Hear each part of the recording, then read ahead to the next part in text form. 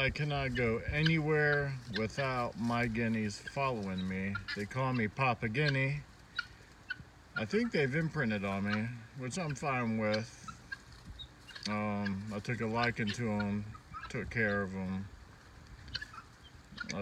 I love them dearly. We've lost 2 a while back, but since we've lost 2, they've been going into their coop every night, which is good. But yeah, everywhere I go, they go.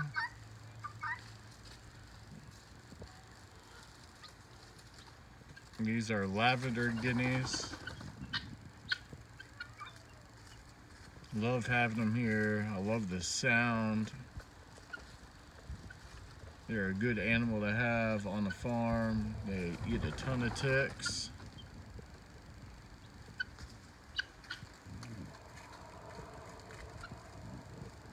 And they also get into our duck pen and eat our duck pellets.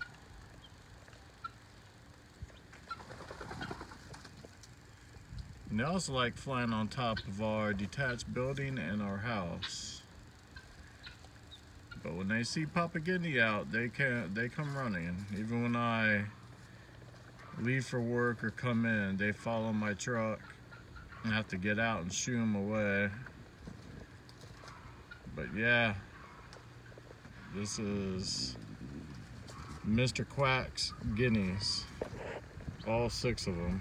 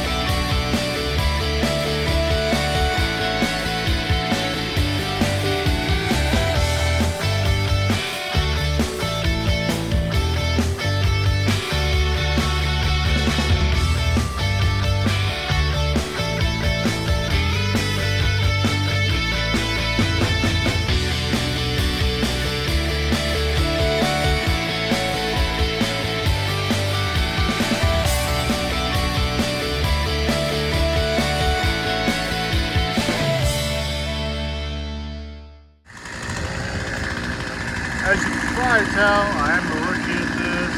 Yes, I'm not wearing headgear or chaps. We haven't freed up enough money yet to get that. I know it's important. I do have safety glasses, and I am very cautious. I'm always checking the ground, make sure there's nothing I can trip on. Use the safety bar. But yeah. Those of you who are watching this that are rookies also, invest in good chaps and good headwear and safety glasses, gloves. These probably aren't the right gloves to wear, but they got good grip. Stay safe.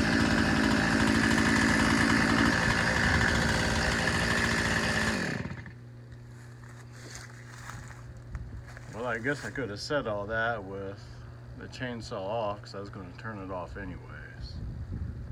But yeah, I heard my guineas earlier. Guinea, guinea, guinea, guinea, guinea. Yip, yip, yip, yip, yip, yip, yip, yip, yip. Now this part up here is what I'm concerned about. It's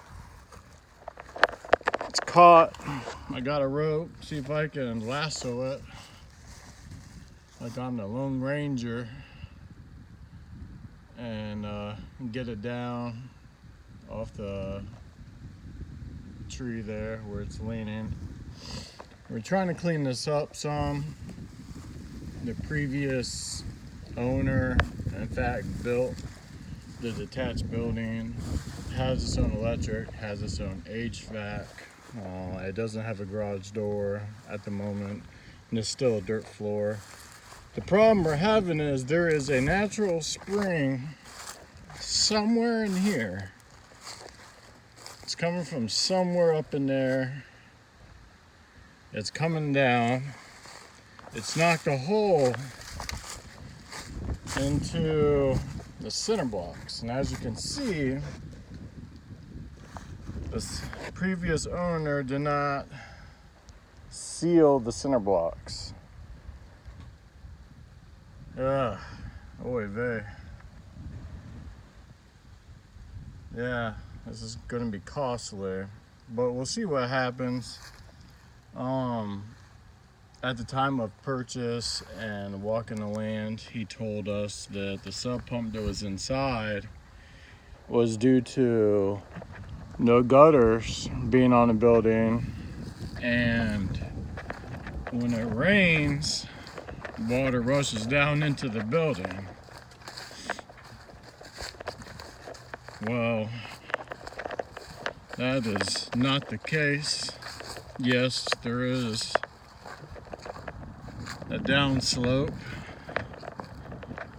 and yes, the building is sitting at the bottom of the downslope, so he did poor grading. The floor has to be built up a little bit. This needs to be filled in some, but yeah, over in the back left-hand corner, he had it covered at the time. Well, when we moved in, he still had a lot of his crap here, caused a bunch of problems. Took us months to get him to get his stuff out of here, which some of it is still here. But long story short, I noticed a hole in the cinder block and water just gushing through straight to the sub pump. So I was like, well, that's our problem, is a natural spring. Busted a hole in the cinder block, flooding out the building. He had a trench dug to the sub pump to pump the water out. As you can see right here, this jerry rig goes down in there. So yeah, we got some work ahead of us. Find it fitting to do this work now versus spring and summer because of all the poison ivy. If I get poison ivy, I'm down and out for about 3 or 4 days and jacked up on steroids like Lou Ferrigno. So now's the best time to do these projects. The building, like I said, has HVAC, its own electric. I thought about maybe farrowing pigs in there, storage for a mower, for a side-by-side when that comes next week. And as you could tell earlier, there's a washer and dryer in there from our previous house. And a future tractor. It also could serve as, we could put brooders in there to raise our meat birds. And once out of brooder, we get them in chicken tractors, so on and so forth. But I mean, it's almost 11 acres we got here. It's a beautiful house. It took Jen and I months to find what we were looking for. But eventually, I need to get the pigs out into the woods. Thanks to Jordan Green, and when we traveled to his farm back on our anniversary, really sparked that. So yeah, I got a lot of work ahead of me.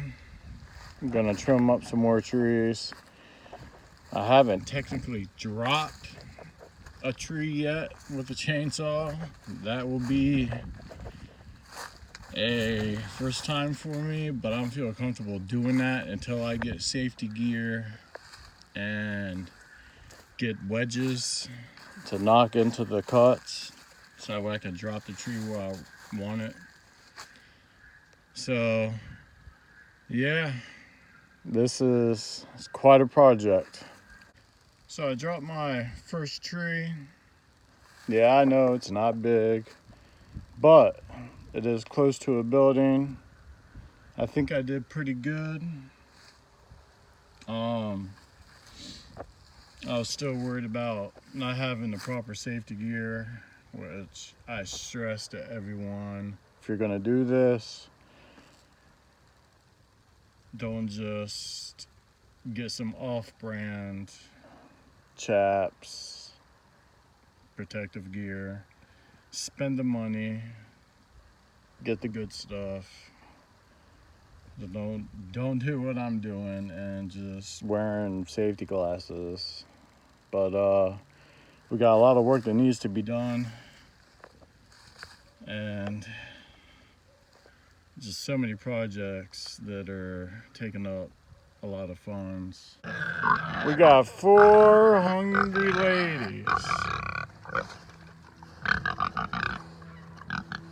drooling. What? You hungry?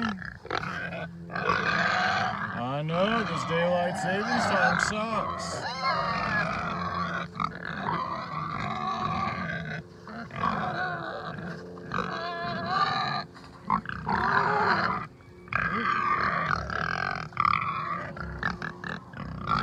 Alright, let's get the feed away.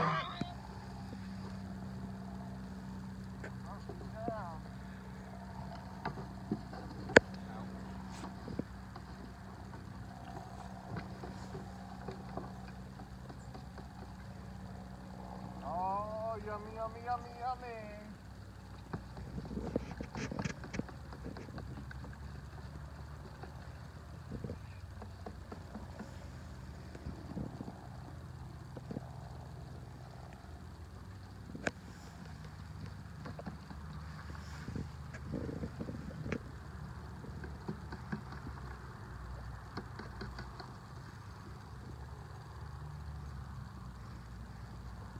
I want you to scoot down. Scoot, scoot. Oh, you're a strong pig.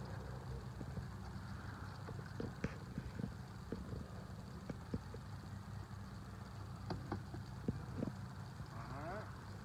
Heidi.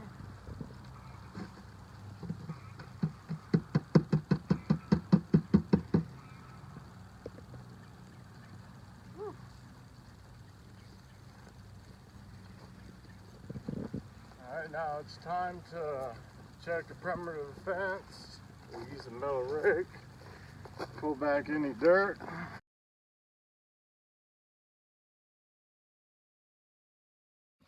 So what do you think, Bianca? Is this good feed? I think they like it. We ferment our feed for about 2 to 3 days, give or take. But they like it, don't you? They love the feed. And it's organic, non-GMO. As you can see, they tear it up.